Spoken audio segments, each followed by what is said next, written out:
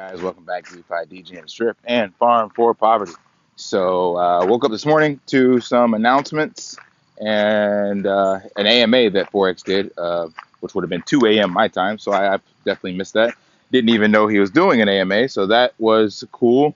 I'm not going to go into details on this one. This is more just me, a walk and talk out here, and give some thoughts on some perspective. But we'll read through his announcements. So he said, I have an AMA today at 2 p.m. Eastern, so it's already over. We spent all week coming up with a unique, attractive way to credit dogs that strengthens the current system. And after many considerations, we came up with something truly epic. All of the V1 contracts have successfully been updated to V2 and are ready to go. The dogs roulette game is built, and it's very fast-paced game that's going to burn a ton of dogs. The pigpen, which has over a dozen characters, 20 items, talents, XP points, passive and active gameplay, is in the final stages of development with a deadline of 11 days from now. The goal right now is to have 100% of development finished in 2 weeks so we can set launch dates and a massive promotional campaign. I cannot wait to make the new dogs tokens public. So we'll talk about the AMA after this. It's already been shared in the chat, but this will just be um, video on my thoughts on this, and then just give you guys some perspective of where I'm at, I guess you could say. So my thoughts after waking up reading that, and I try not to read any crypto related stuff when I first wake up, but it showed up and I was like, oh shit, an announcement, this is great. And when I saw basically the 11 days, 2 weeks, whatever that was mentioned, and waiting for things to be quote unquote 100% done, my brain immediately went to kind of like frustration and upset and all this other stuff like that. And I've mentioned this multiple times on the channel about expectations and everything like that. But it made me think about, there's a quote attributed to Einstein that says, the most important decision we make is whether we live in a hostile or friendly universe. That's a little esoteric. Tony Robbins puts it a little better. He says the single most important question you can ask yourself that will determine the quality of your life is life happening to me or for me? So I had to think about that when I started to feel myself getting, upset with more and more delays. I don't know when this is going to come out or whatever the case may be. I don't know. But the fact that I'm tying my, what do you call that? Happiness, I guess you could say, to an outside source. It's basically being tied to the launch of the animal farm and the whole ecosystem and all that. And I'm like, this makes no sense. So, and Tony's question is life happening to you or for you? So every time something happens, we literally have the choice. We get to choose how we respond to that action. So is the delays literally happening to me, meaning it's purposely done to piss me off and make my life a living hell and upset me and make me miserable?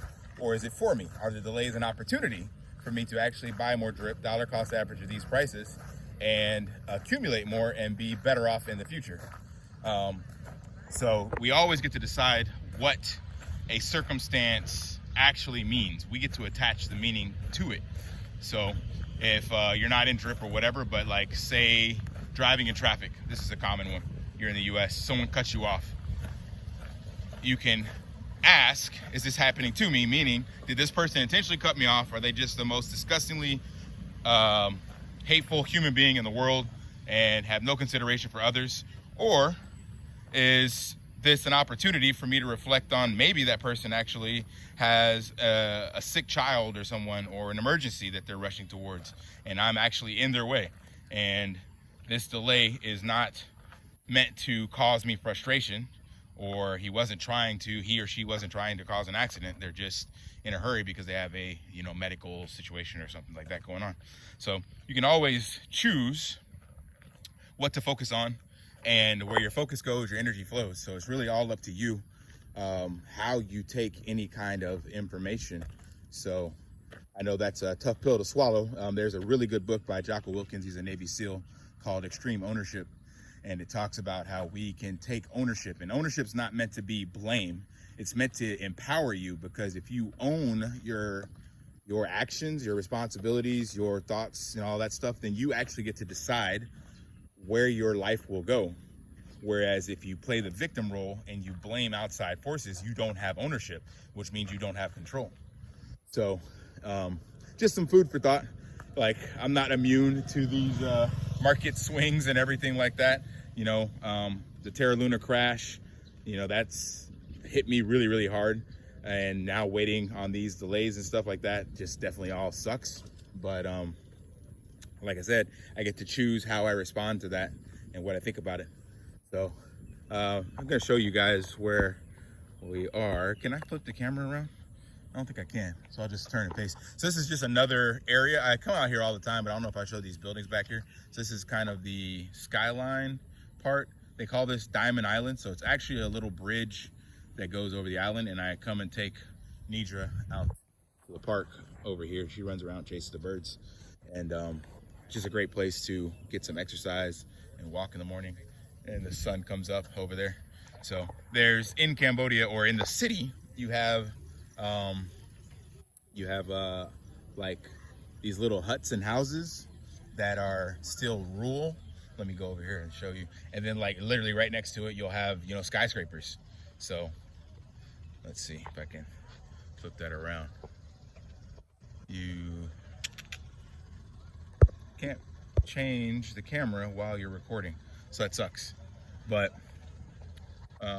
over there, across the street, across the river, there's these little houses, little huts. So people still actually live in there and do kind of some fishing stuff.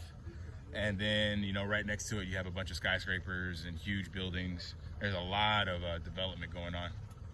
To still use these old boats, gondola-like style boats. So it's interesting to see such a contrast, like in the regards to the amount of poverty that they have, and then literally people making millions of dollars a month in cash. You go to the bank and see these people with, you know, literally briefcases of cash, because that's how they conduct all their business, and it's common. It's ridiculous. And then right next to them is someone who can barely afford to buy food for the day. So it's very interesting. They don't really have a middle class. It's either you're filthy rich or you're poor. So anyway, food for thought. You know, decide if you live in a hostile or friendly universe, and is life happening to you or for you? All right, guys, until next time, live daily and achieve your impossible. See ya.